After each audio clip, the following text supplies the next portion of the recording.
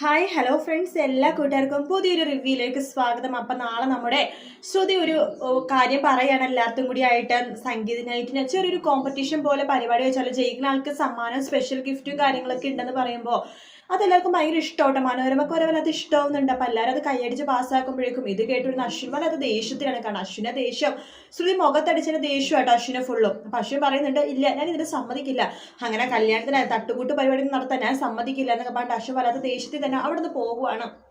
അപ്പൊ അശ്വിനെ സമ്മതിക്കാത്തോണ്ട് ഇത് നടക്കില്ലെന്ന് നമ്മുടെ അഞ്ജലിയും പറയുന്നുണ്ട്. കുഞ്ഞൻ സമ്മതിച്ചാൽ മാത്രമേ നടക്കത്തുള്ളൂ ശ്രുതി എന്ന് പറയാണ്.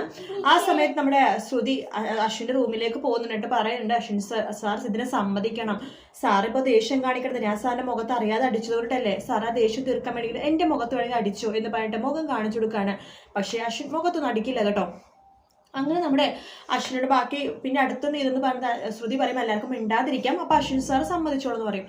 അങ്ങനെ എല്ലാവരും മിണ്ടാവൃതം എടുക്കുകയാണ്. അശ്വിനോട് സംസാരിക്കാതിരിക്കുകയാണ്. ഭക്ഷണം കഴിക്കാതിരിക്കുമ്പോൾ അഞ്ജലി ഭക്ഷണം കഴിക്കാതിരിക്കുമ്പോൾ അശ്വിനത് താങ്ങാൻ പറ്റുന്നില്ല. അപ്പൊ അവസാനം ലാസ്റ്റ് അശ്വിൻ സമ്മതിക്കുകയാണ്. ശരി, ഞാൻ സംഗീത നൈറ്റിംഗ് എന്താ നിങ്ങളുടെ ഇഷ്ടം പോലെ ചെയ്തു എന്ന് പറയാണ്. പക്ഷെ സംഗീത നൈറ്റിന് മുമ്പ് തന്നെ ഈ കോമ്പറ്റീഷൻ നടക്കും കേട്ടോ. കല്യാണത്തിന് മുമ്പ് തന്നെ ഈ കോമ്പറ്റീഷൻ നടക്കുന്നുണ്ട്. അതായത് ശ്രുതി എന്തെങ്കിലും ചെയ്താൽ അശ്വിൻ അത് ചെയ്യണം, അശ്വിൻ എന്തെങ്കിലും ചെയ്താൽ ശ്രുതി ചെയ്യണം. അപ്പൊ അങ്ങനെയാണ് അവരിങ്ങനെ പോയിക്കൊണ്ടിരിക്കുന്നത്.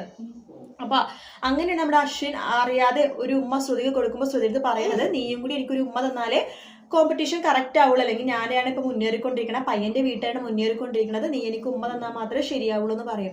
ശ്രുതിക്കാണെങ്കിൽ വേറെ നിവർത്തിയില്ല, ഇല്ല കോമ്പറ്റീഷൻ തോറ്റാലും കുഴപ്പമില്ല, ഞാൻ അയാൾക്ക് ഉമ്മ കൊടുക്കില്ല എന്ന് പറഞ്ഞിട്ട് ശ്രുതി വല്ലാത്ത ദേഷ്യത്തിലും വാശിയിലും പിടിച്ച് നിൽക്കുന്നുണ്ടെങ്കിലും അവസാന നിമിഷം ശ്രുതിയുടെ കൈവിട്ട് പോകും. ശ്രുതി തന്നെ അറിയാതെ അശ്വിന് ഉമ്മ കൊടുക്കുന്നുണ്ട്.